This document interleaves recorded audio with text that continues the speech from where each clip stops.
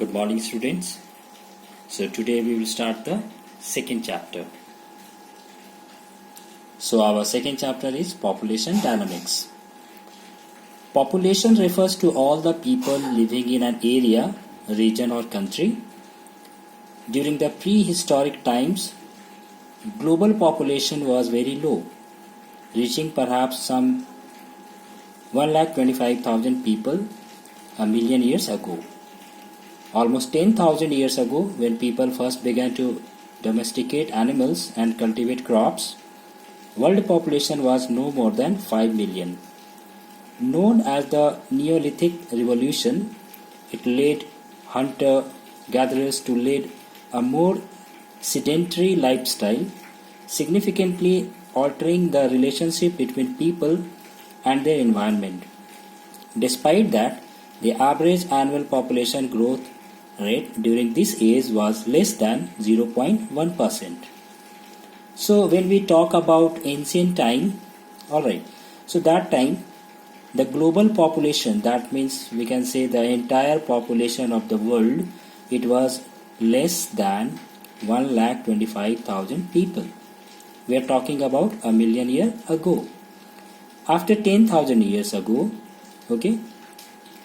around 10,000 years ago, when people first began to domesticate, the early man, they learned to domesticate animals and they also learned to practice agriculture, that means cultivation.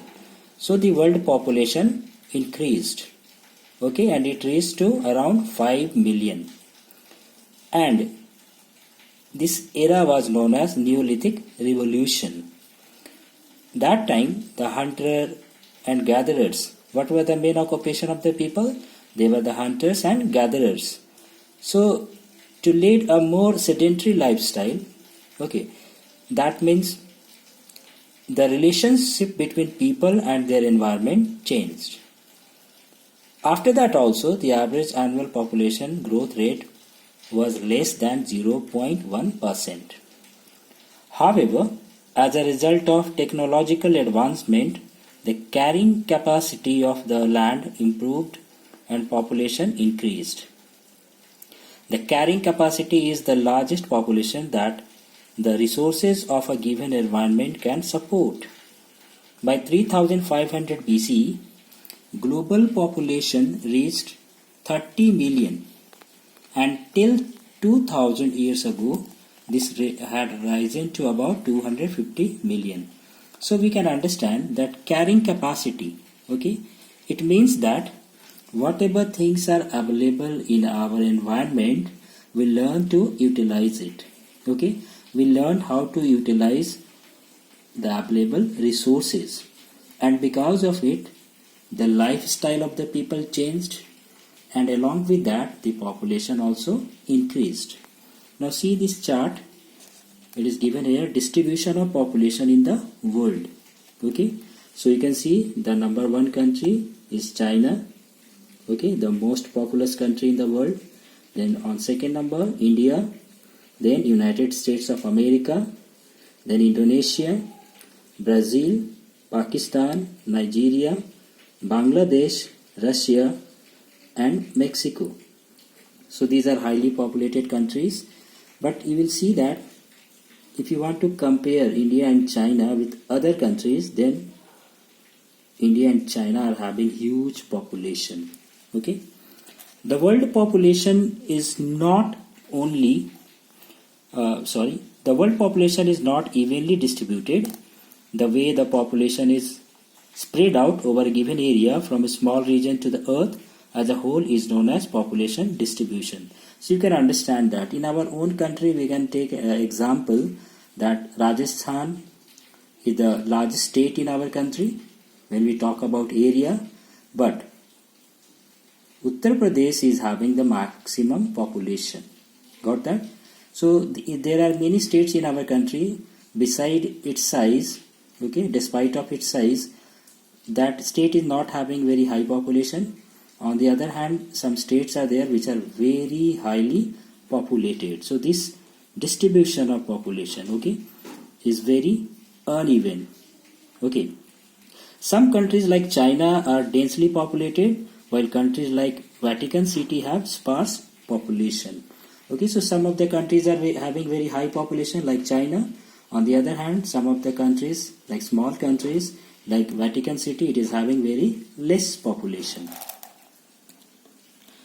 The United Nations has estimated the world population to be around 7.49 billion as of March 2017.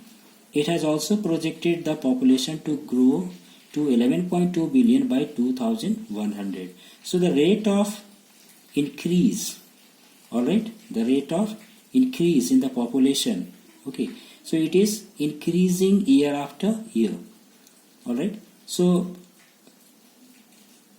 the population, okay, according to the United Nations, they have estimated that up to 2017 the population may be around 7.49 billion, okay, and in 2100 it will reach up to 11.2 billion.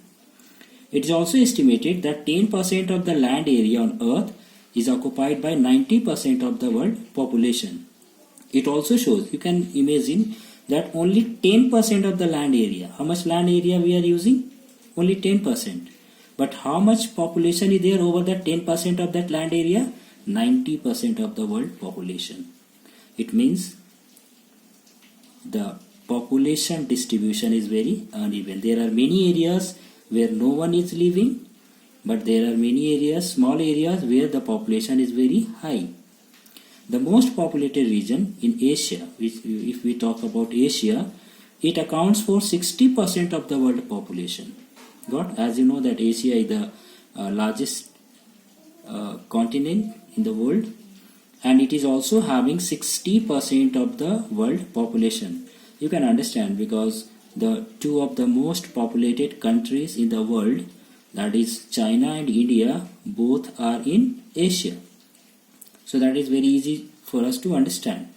On the other hand, the Oceania is the least populated region. So Oceania region, it is having very less population, only 0.5% of the world population. The 10 most populated countries in the world are shown in the graph given alongside that we have seen.